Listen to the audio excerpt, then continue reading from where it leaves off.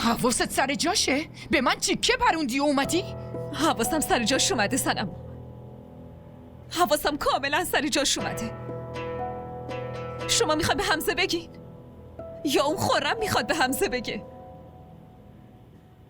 اصلا خودم به حمزه میگم. تو؟ آره من. وقتی تصمیم گرفتم که حمزه باید همه چی رو بدونه، و چرا من خودم اینو بهش نگم؟ واقعا؟ خب باشه. چطوری بهش میخوای بگی؟ به منم بگو بدونم. چی بهش میگی؟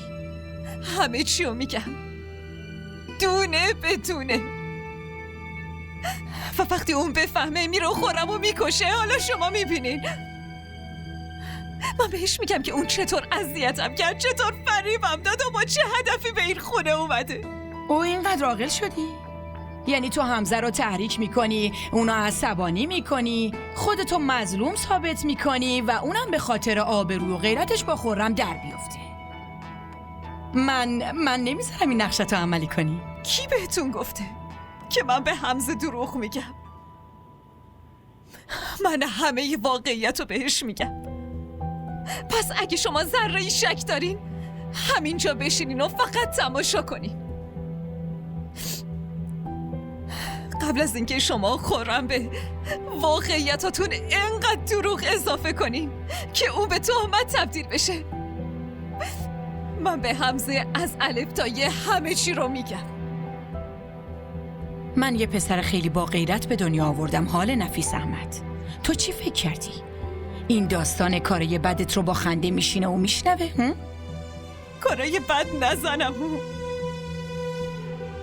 کارای احمقانم، کارای بیعقلی.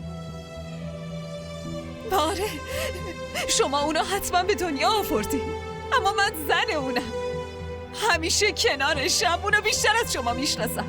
آره عصبانی میشه، قهر میکنه، ولی من راضیش میکنم. اون خیلی قلب بزرگی داره. تو؟ آره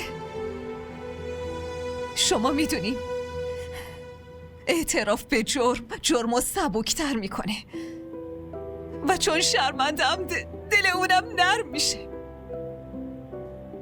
و کسی که طلب بخشش کنه باهاش خشن رفتار نمیکنن.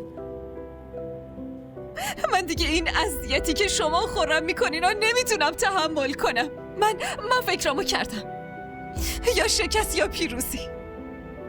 معذرت میخوام علی، زیادی واکنش عصبی نشون دادم. نه من معذرت میخوام. دیگه نگو. نه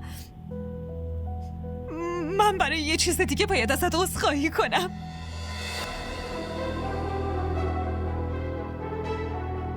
چی؟